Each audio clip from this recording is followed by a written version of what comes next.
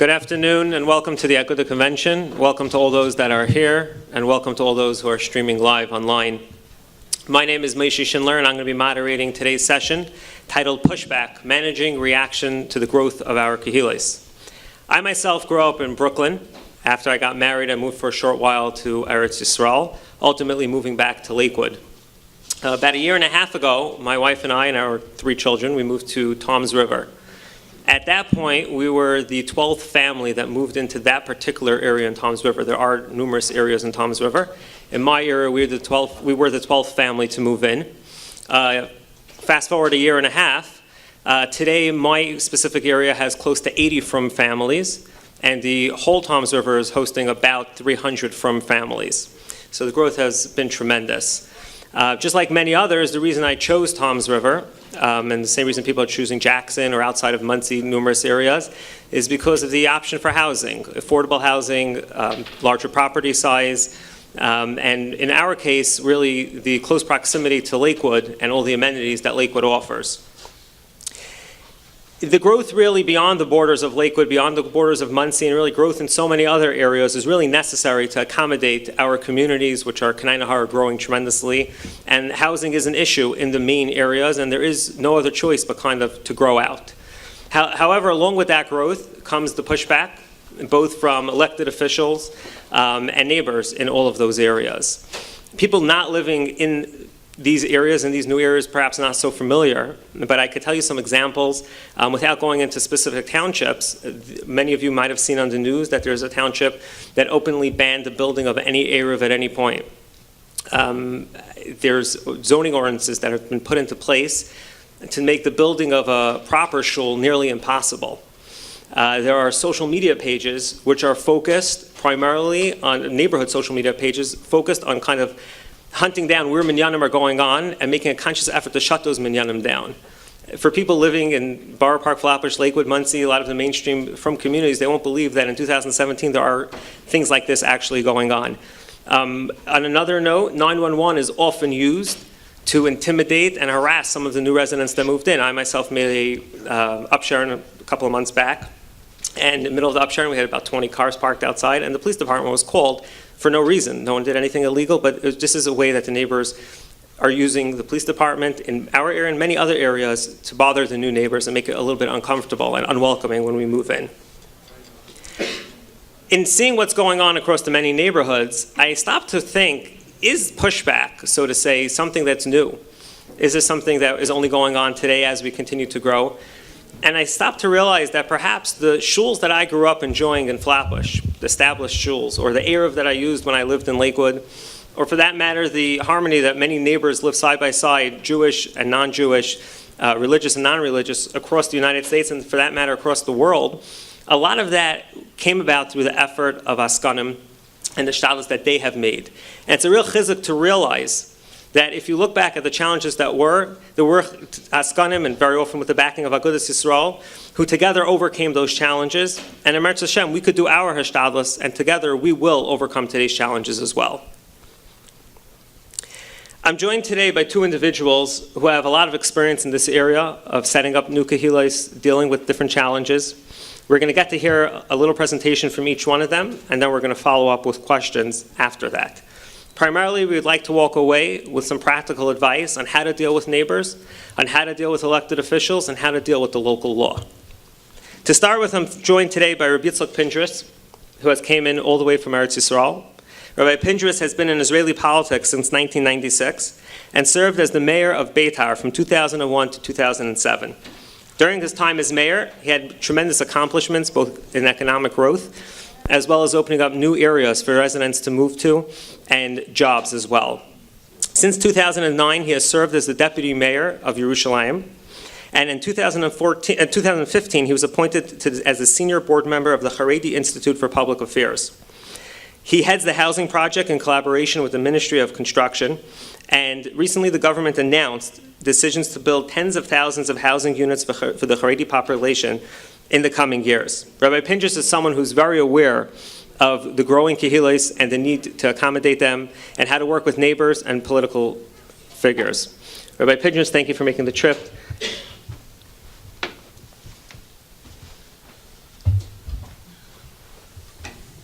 Good evening. Thank you, Moshe.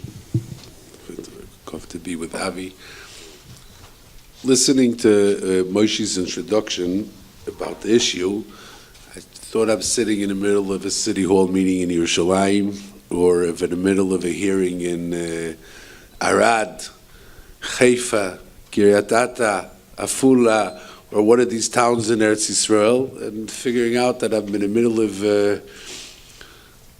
trying to figure out, did I fly? Am I dreaming? I didn't fly. I'm in Eretz Yisrael. I'm not in Eretz Yisrael, but Sadeh Dar Echadu. It's not I'm going to say Dvar Torah, but I'll start with a question that as a child disturbed me in Parashas HaShavua, and probably the next Parasha, the same idea. Lavan Arami is cheating Yaakov Avinu. Lavan knows he's cheating him. Yaakov knows he's cheating him. The only time Yaakov tells him it is after he ran away. Until then, Yaakov is playing the game with his shver. Everything's okay for 21 years, not one day, not 2 days, not a week, not a month. You know, send him a letter, ask him why are you changing my salary? Nothing, Yaakov, everything's okay. He tells him, what do you think? I'm stupid. I don't know what you did with me. You changed my salaries. After 21 years, when he's leaving, he's already out. He made a deal with him that he's not going to pass the matzeva, and then he tells him, listen, you've been cheating me for 21 years. Esav, Yaakov Avinu took everything away from Esav. Esav was left with nothing. We read that last week. Next week, how does Yaakov buy Esav? He sends him some sheep. With another, Gbalim, Chaborim. What is Esav going to do with that? He took away his Yerusha. He took away the world from him. He took away the B'chor. He took away Birkas Yitzchok. He took away everything from him. But it works. There's a medrash Vaishachayu, but after the Vaishachayu, after the whole Maisa with the medrash, he's still continuing negotiating with him, and he says, "I'll come to you, Sarah." And Esav is leaving, and everything works out okay. So those are the two questions that are basically the same idea.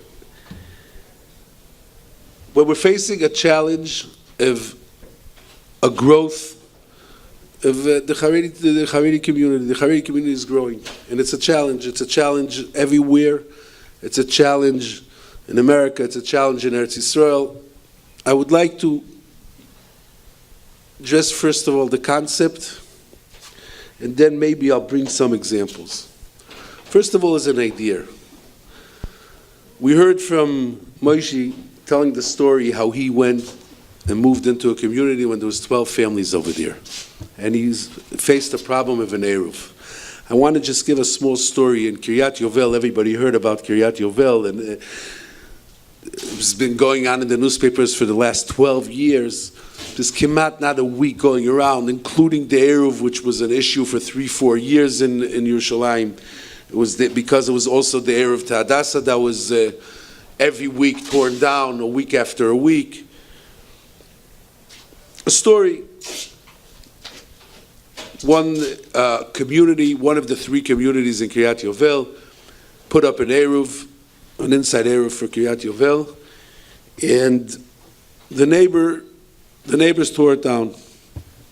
The next evening, a group of, 3 in Galite, come up with a small present to the guy that tore down the Eruv. He's the head of the committee of that area.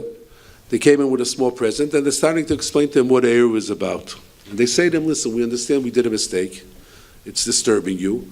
Give us an idea, how do you think we could solve our problem that we have to carry over here on Shabbos? We have children, we have carriages, we have that. Give us a solution, what do you think?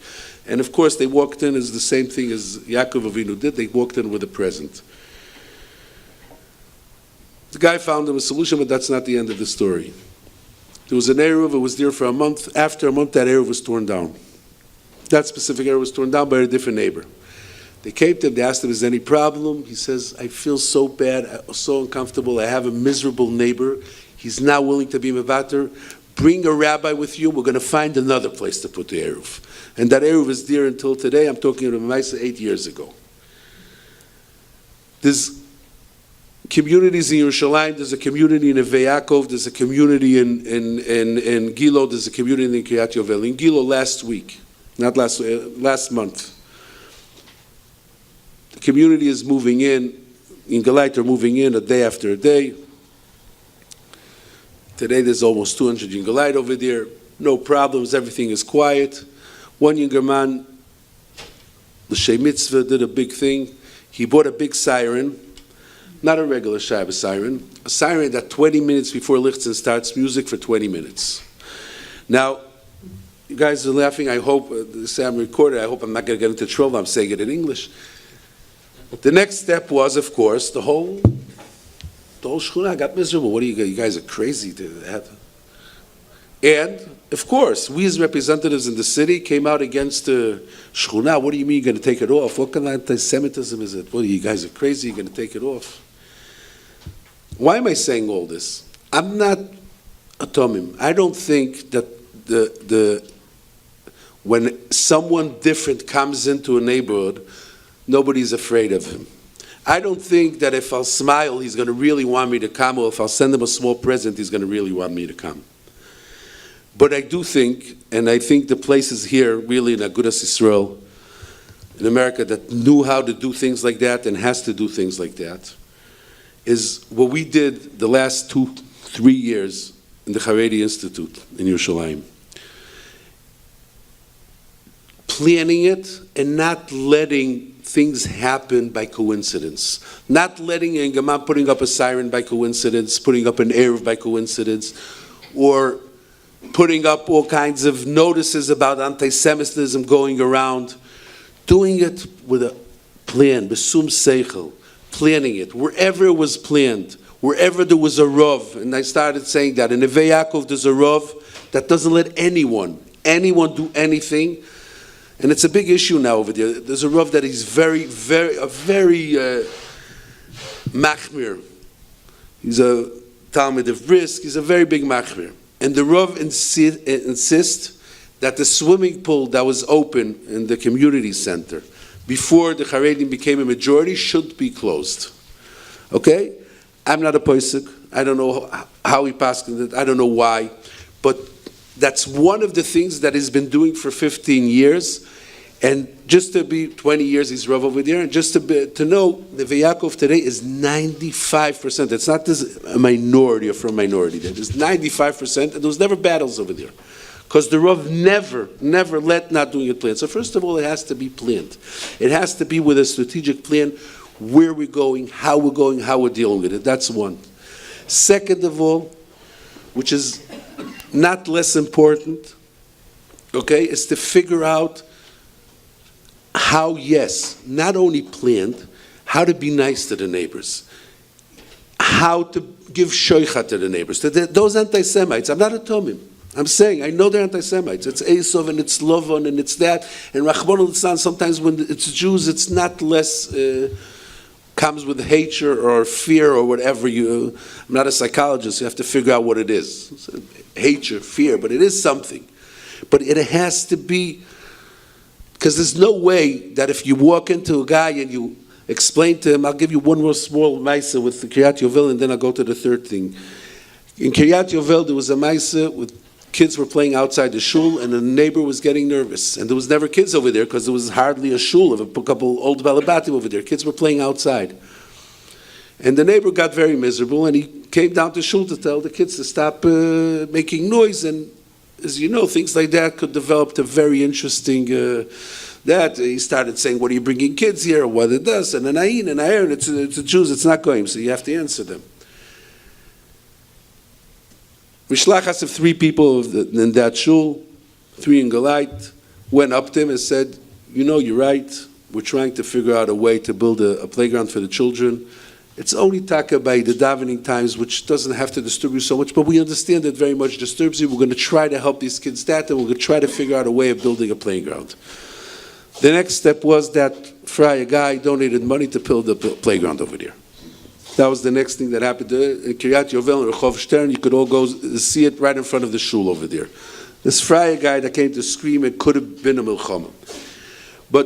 And the third thing is, when you plan it, and I was in the middle of saying it, when you plan it, just for an example, if you have garbage that, a a can of garbage that's enough for a small family, and Baruch Hashem comes in a bigger family. Why do you think your neighbor is not going to get miserable? If you have garbage in front of your house, do you get miserable or not? Why do you think your neighbor is not going to get miserable?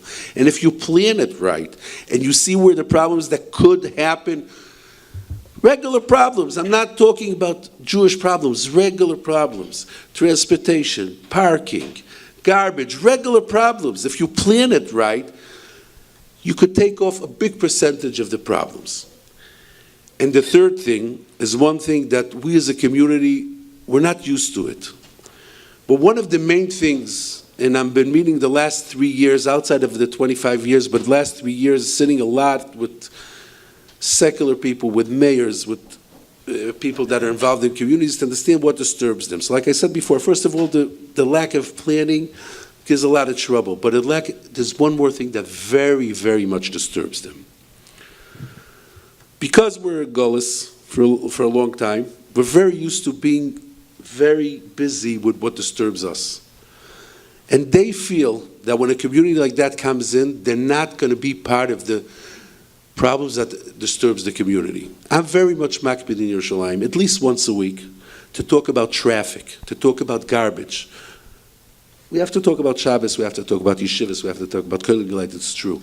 But they have to feel that we're part of what they're doing. And one of these things that we're doing also in the strategic plan, we're coming to these mayors and telling them how we're going to have a business plan, that the city's going to work better if Haredim are going to come in, from people are going to come in, how the city's going to work better, outside of planning how the other things that are negea to our tzibur could work. I think if we'll have these three things, again, it'll be planned strategically, right? It'll be with anhaga, what you shouldn't do, right? Kum v'eseh, plan strategically what we should do. Second, it should be with anhaga, what should be done. And third thing, they should feel that we're not only coming to take, we're coming to be part of the area, the community. I think, at least in Eretz Yisrael, it could work, and I believe in other places too. Thank you.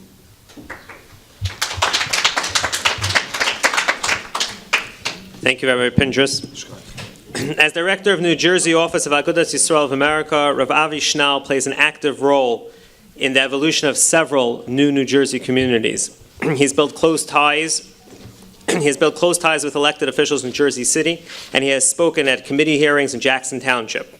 Rabbi Avi is always available for the needs of all the communities. Rabbi Schnall spends much of his time in Trenton, lobbying and advocating on a wide array of issues that are facing our communities, from non-public school funding to religious accommodations. He's the vice chairman of the Non-Public School Advisory Committee for New Jersey Department of Education and a member of the Lakewood Township Civil Rights Committee.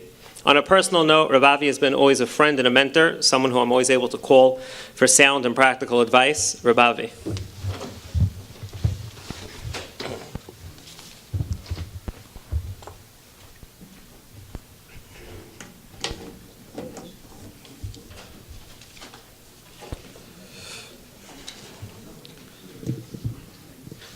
Thank you, Moshe.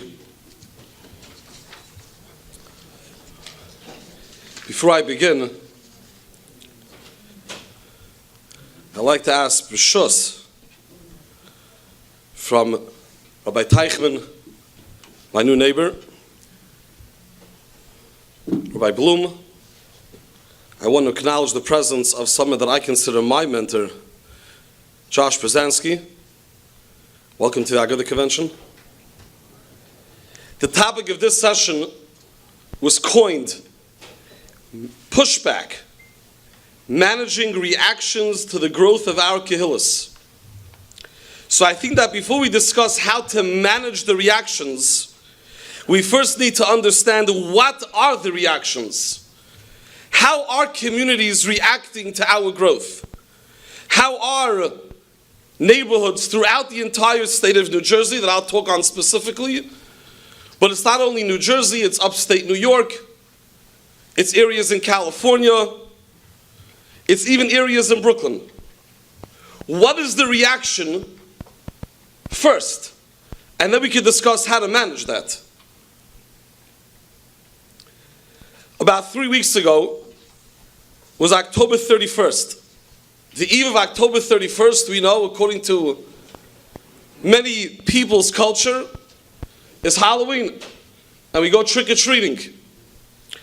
And that evening on October 31st, in the neighborhood of Talimar, where our moderator is a resident, one of the citizens, one of the residents of Talimar wrote the following on her social media account. And I'm going to read it verbatim, so if there's a grammatical error, there you go. Don't shoot me. Had to post something positive tonight. This lady Cheryl writes, we live in Talimar and have well over half our neighborhood with new neighbors. Those new neighbors are referring to individuals like Moshe Shindler. Tonight, every single house that our kids trick-or-treated at were greeted with big smiles and comments on how much they love their customs as they were handed candy. The new children in the neighborhood, our from Yiddish Kinder, were so excited to see all the kids dressed up. It was such a fun night. And as she posts this on her social media account, the comments begin to flood in. Michelle writes, my kids said the same thing. They were happy and loved seeing the other children enjoy their costumes and talk to them. Justin wrote, same here on Dino and in Walden Woods, which is another neighborhood a little further down south from Talimar. They were very excited to have us come, and so on and so forth. Dozens of comments were made. And then came the following comment. Seeing the Orthodox families give out candy to my kids and being so friendly today only confirms how I felt for this past year now. I'm more annoyed at the people fleeing because of Orthodox than I am at anything else. This reaction from this neighborhood was a welcoming, happy, delighted reaction. Now I'll read you an email that was sent to the mayor and the entire council of Jackson, New Jersey. Dear Mayor Renner and Council, this email addresses two particular ordinances which have by now become the law of the Township of Jackson. We've coined these ordinances the yeshiva ban and dormitory ban, and that's exactly what they are. There was an ordinance and a law that was created within the past couple of years that says very simply, you cannot build any school in any residential neighborhood in the entire town of Jackson, period. What's the problem? Go build in a commercial zone. The commercial zones are all built up. To build a school in a commercial zone would cost millions and millions of dollars. You have to buy strip malls or buy tremendously expensive property. It's something impossible. By enforcing that ordinance, by enacting that ordinance, it basically said yeshivas will never be built in Jackson. The next ordinance, which was much more radical, was the dorm ban ordinance, which basically said much simpler. You cannot build a dormitory anywhere in Jackson, period. Now mind you, Six Flags Great Adventures is located in Jackson. If I wanted to build a dormitory for 15 Mesivta Bachrim at the exit of Six Flags, I would not be able to do that. Even though Six Flags Great Adventures has dozens of trailers where hundreds of students reside in the summertime as dormitories for their summer job. So while this ordinance was going through the legislative process, one of the residents of Jackson writes the following to his mayor and his council members. Dear Mayor Renner and Council, he refers to these two ordinances. I understand that supporting these two ordinances will support my position that a complete ban of dormitories in all residential and commercial zones is justified.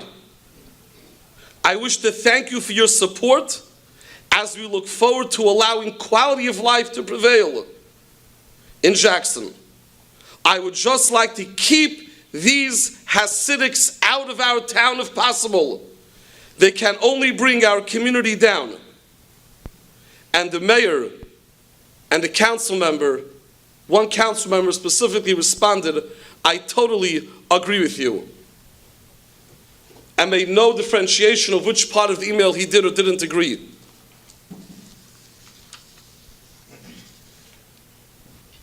A few months ago, I was asked to speak at the Academy Charter School in Jersey City. Jersey City, some of you may know, has seen a birth of a new Hasidic Kehillah. There's approximately today, I believe, 60 to 70 Hasidic families living there. They've already begun a cheder. They have 2 shuls. And as you can imagine, when 60, 70 Hasidic families move in, there was some noise. And they asked me to come to the school, to this Academy Charter School, because the editor of the student paper, called Student Voice, was doing an article on the Hasidic Jews that are moving into Jersey City. So I came to the school, I did the interview, and then after the interview, the principal and the guidance counselor gave me a tour of the school. They told me, "There's one boy we want you to meet. A senior student who is doing a report on gentrification. And he has a lot of questions and he wants to meet with you." Sure. So they tracked down the boy. It was during his lunch period. I felt bad taking him out of lunch, so I said, "Let's wait till class starts so you can get a free period." So he was happy to oblige. And he came during his period, and we sat down, and we started to talk. And I was able to tell right from the beginning that he had a lot of questions. And there were some hard feelings. And I did not realize this when I walked into Academy Charter School.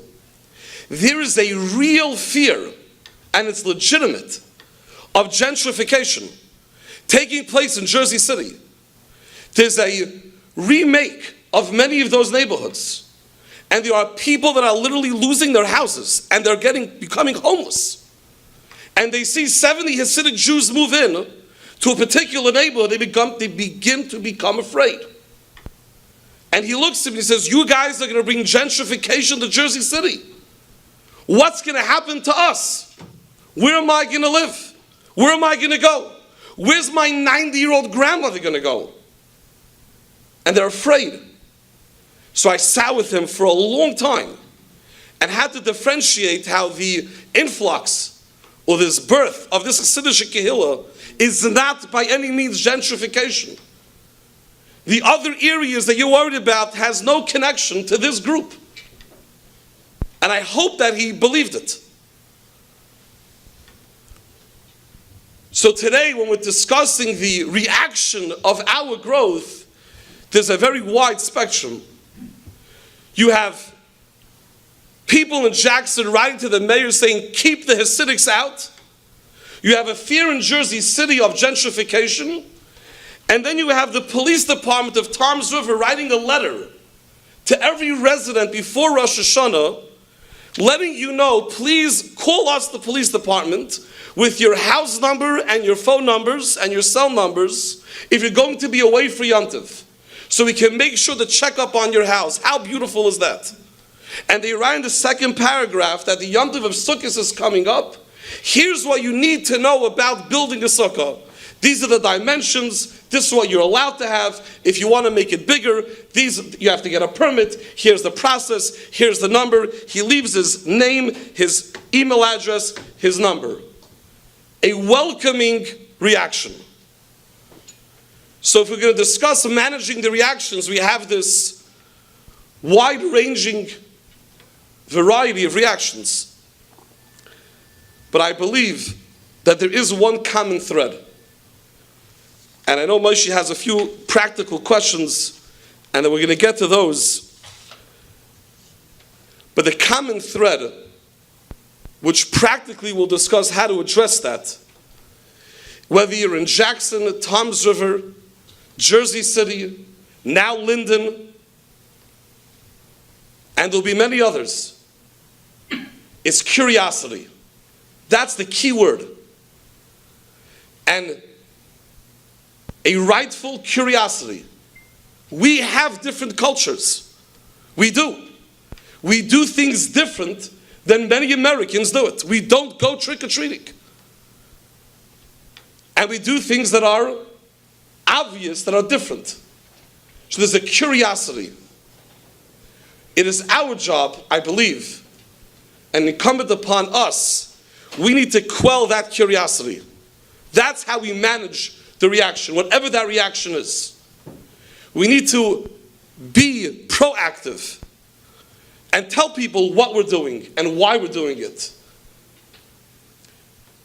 Near where I live, there's a senior development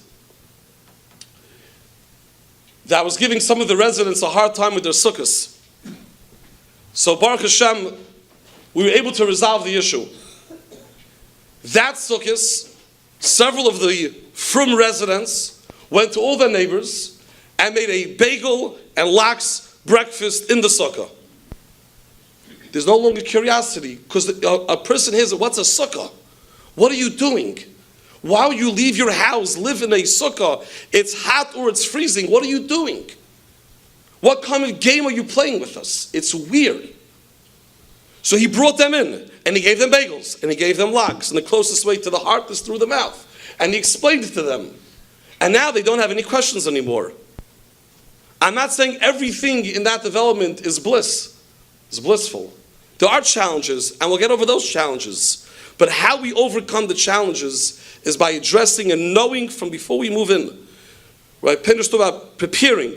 Preparing that we know they are going to be curious, and they're going to look and wonder, what are we? Who are we? What are we about? What are we doing? And we need to educate our neighbors. So whatever the reactions will be a welcoming reaction. Thank you.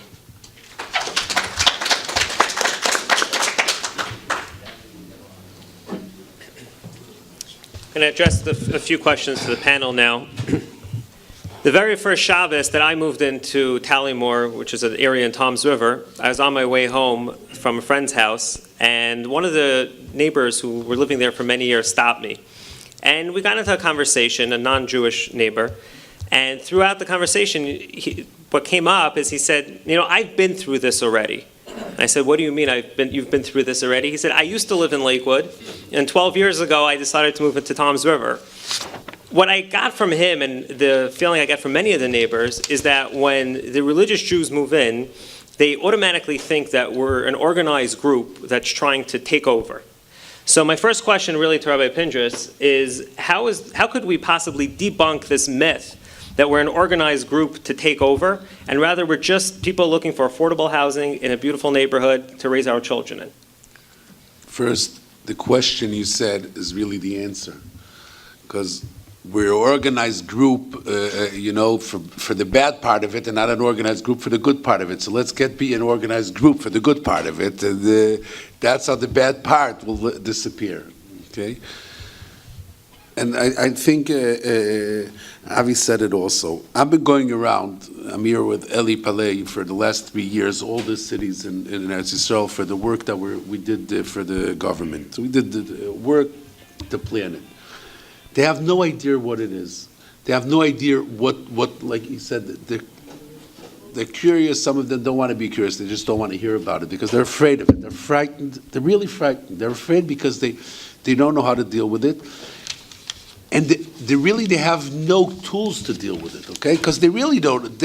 America can't dream at night that you're going to build sukkahs every year for a week. America can't dream at night how many people are going to move in. So that what does that mean in schools that he's going to need, right? How many kids? Does 70 families mean a cheder? In a normal goyish lehavdil goyish community, 70 kids doesn't mean a school, right? Does it mean a school or not mean a school? And we've been sitting day after day explaining to them what numbers means a school, what numbers means traffic, what numbers these. We have to come organized. We don't come organized, we pay a very high price for it. And like I said before, when a community comes in with a strong Rav, and a strong Rav has a strong people around him, and there's someone that's leading it, it works. What happens? We come not as a group. They think we come as a group that take over. We don't bring a strategic plan, and they're really frightened. And they're right. They're right that they're frightened. The last city, maybe to say, the last city that never planned really for the frum community is Yerushalayim. Okay, all the religious cities are planned.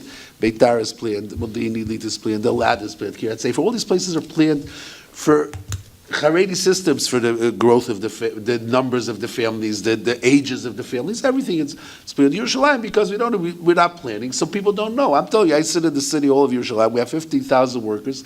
People have no idea how to deal with it. They need a real plan. They need something organized to come and do it.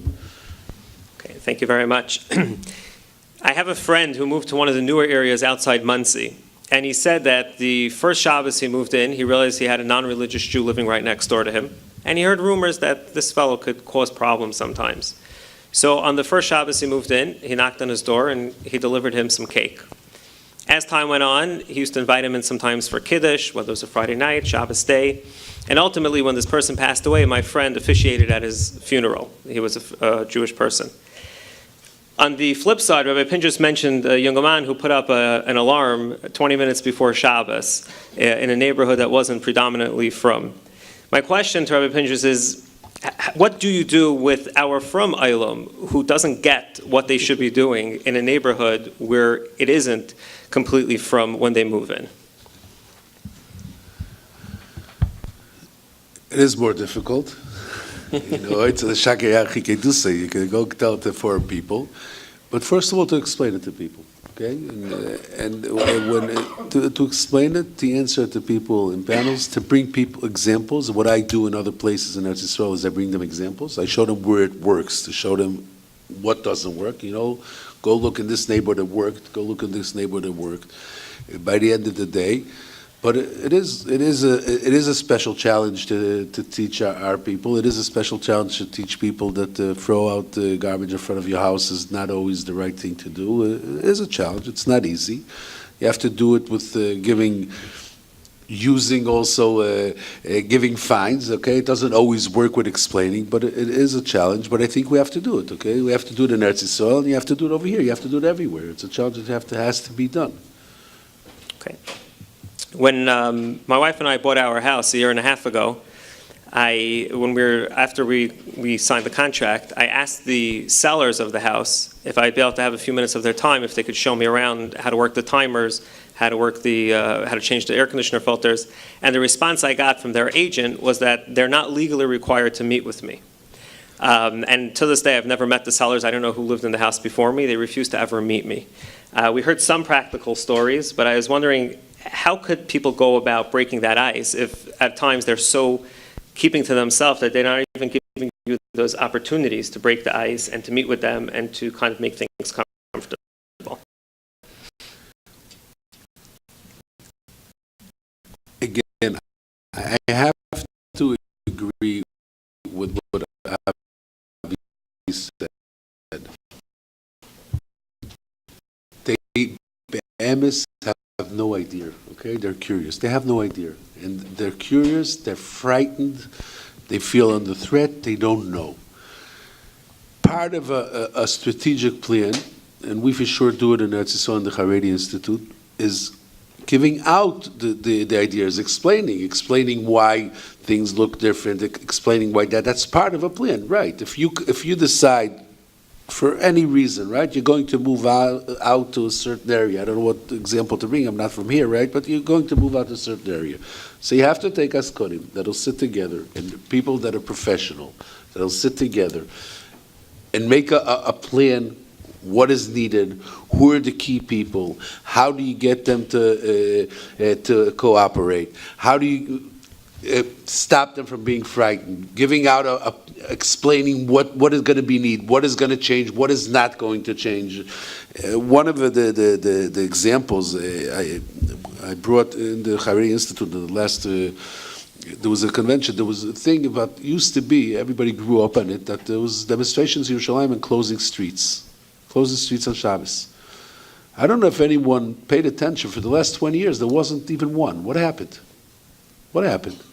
Why was Ikrei Adas, it was the biggest mitzvah to close a street on Shabbos, and for the last 20 years it's disappeared? There's no such thing. Nowhere. It's not that there's some place here. Just those demonstrations disappeared. Because it was a fight on, on who's running the show, who's taking over. It was a fight on borders. It wasn't a fight on Shabbos. It wasn't a fight on that. It was a fight, where are the borders? Where do you live? Now, the fight on borders are where do you open schools, or where do you open shuls. That's where the fight, that makes the borders, okay? So that's where the fight is. If you sit and plan it, okay, and you know what you're doing, you're doing things to stop the fear. You're doing things like you said before. You invite the neighbors. You tell them what a sukkah is, like Avi said. You tell them what you're doing. Automatically, I'm not saying it's not going to disappear.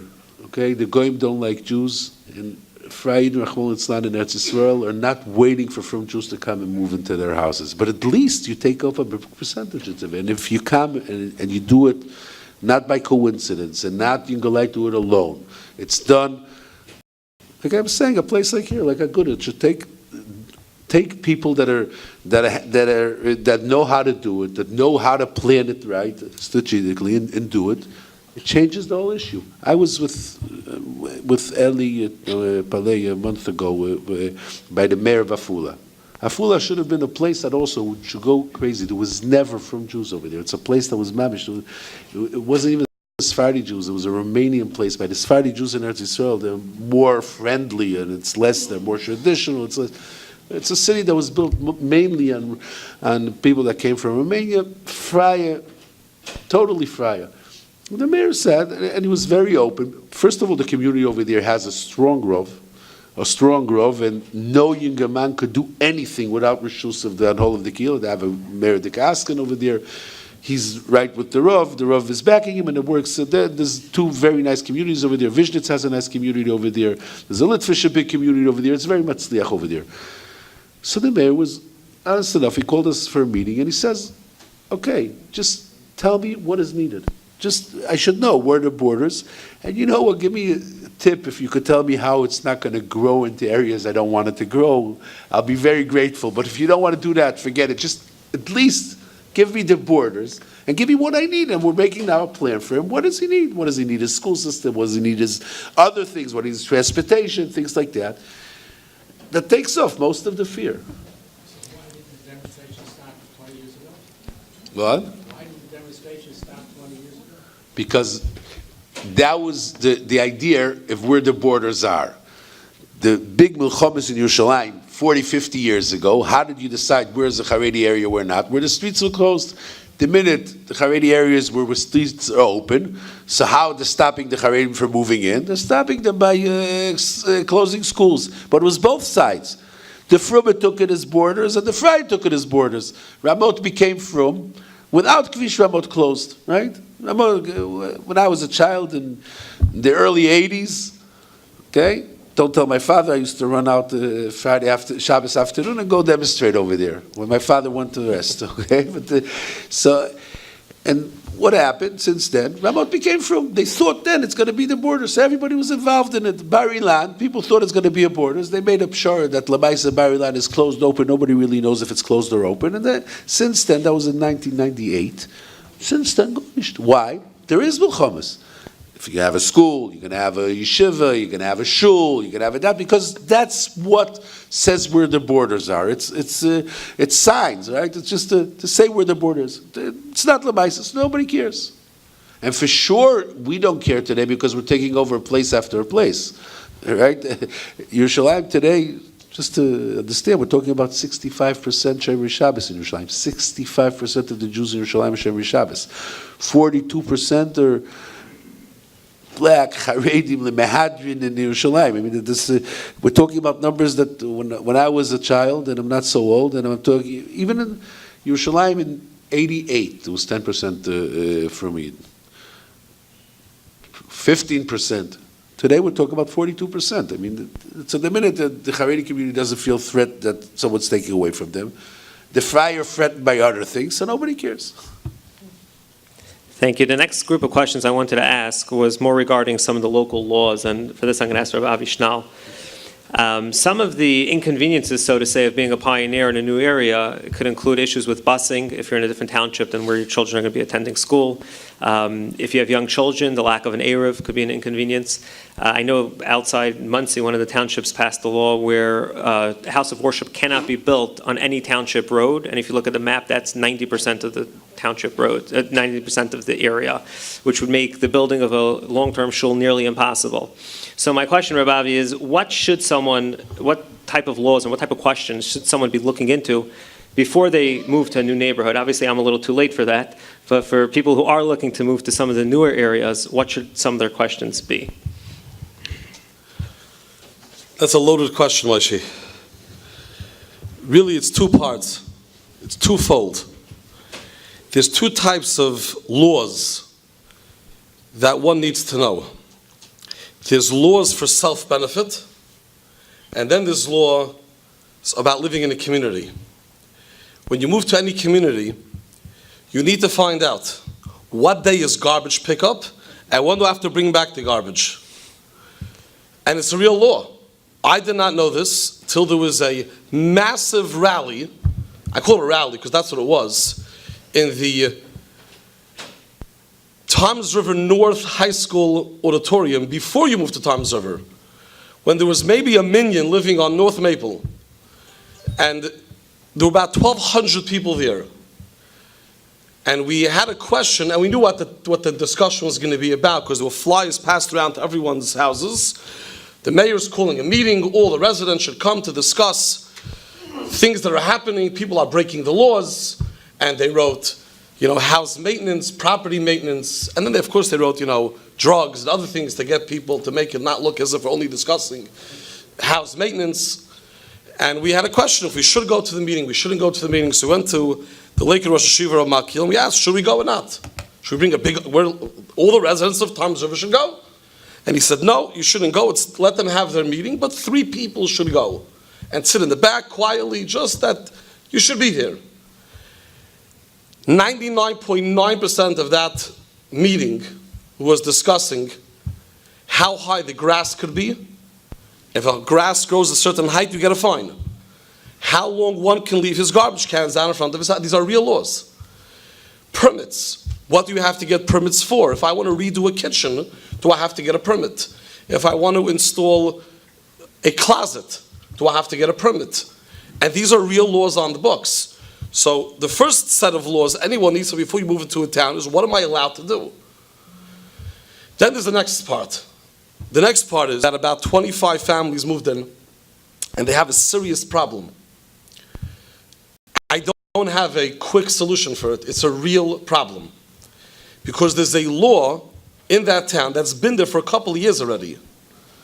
So since it's been there, before any Jew moved in, you lose part of that argument. You made it, for us.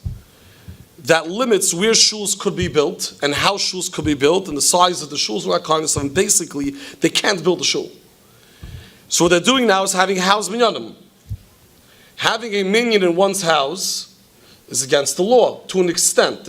You have to know what that means also. If I want to have a party, right? I'm having a party and I invite a few friends over. I'm allowed to do that. So why is inviting a few friends over to pray together any different? So you're allowed to do that. You're allowed to do that to an extent. What I always tell people is that there's something called a house and there's something called a synagogue. And there's a difference between a house and a synagogue. If you're going to start running your house as a synagogue, you can no longer claim it's a house. It now became a synagogue. If you can have 3 minyanim every single day and have 50, 60, 70 people showing up 3 times a day in an early minyan, it's no longer a house. You may live there, but it's a synagogue. So they started davening in a person's house. And there was all 25 people came, plus guests, with 30, 35 people there, and they got a summons.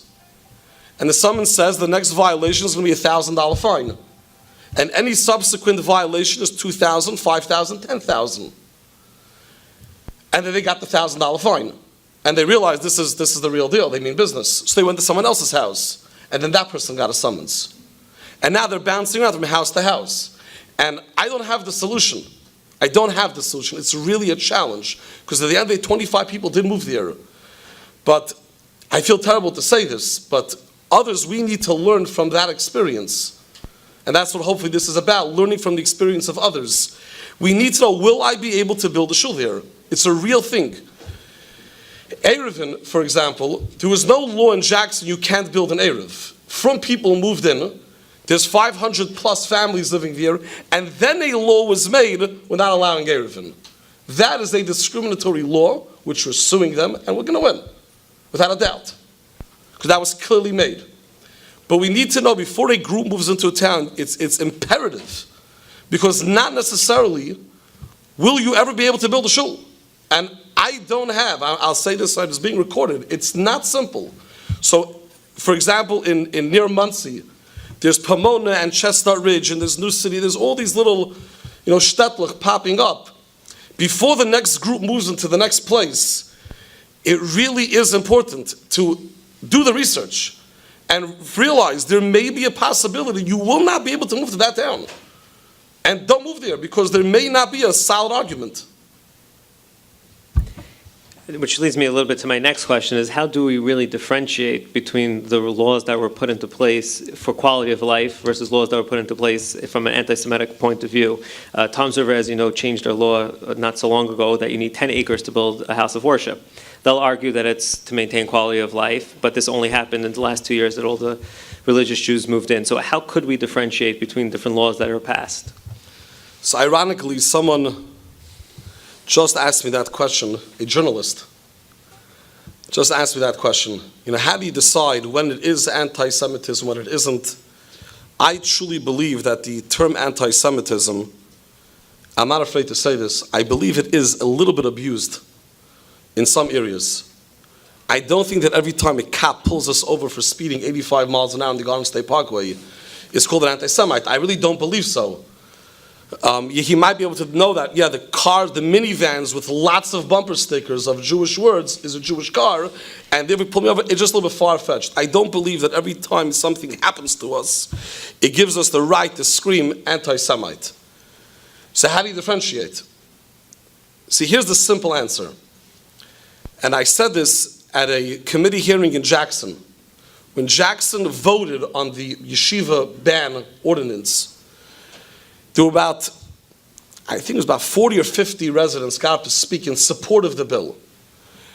And of course they were intelligent enough to know why they're supporting the bill, because they don't want overdevelopment. They don't want overdevelopment. They don't want traffic. And then I got up to speak. And I said, every person in this room said the most valid concern. You don't want overdevelopment. And you don't want to have traffic. So I asked the council, I have one question.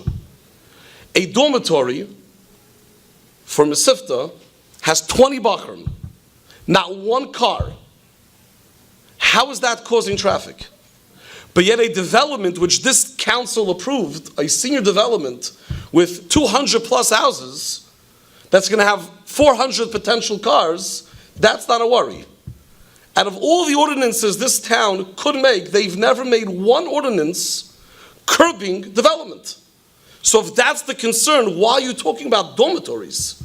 There should be an ordinance, this amount of houses could be built in 1 year. That makes sense. There should be an ordinance, this is the required acreage for every house. So if the ordinance makes sense, and it's addressing the need, then you have a hard argument anti-Semitism. Tom's River recently had an election, a shocking election, that I believe was 2 Democrats won in a Republican-dominated district. Okay. And it was a shocker. And how did those 2 Democrats win? Because they ran their campaign on being anti-development. And people feel it, and they're worried. I'm not going to go now call every one of those voters an anti-Semite. They are concerned citizens that want to uphold their quality of life. On the other hand, the fact that 400 people came out to support an ordinance that will not allow a dormitory with 15 single people without one car to live, that's questionable. So, just to throw out the word anti-Semitism, it's not fair. It doesn't do us any good.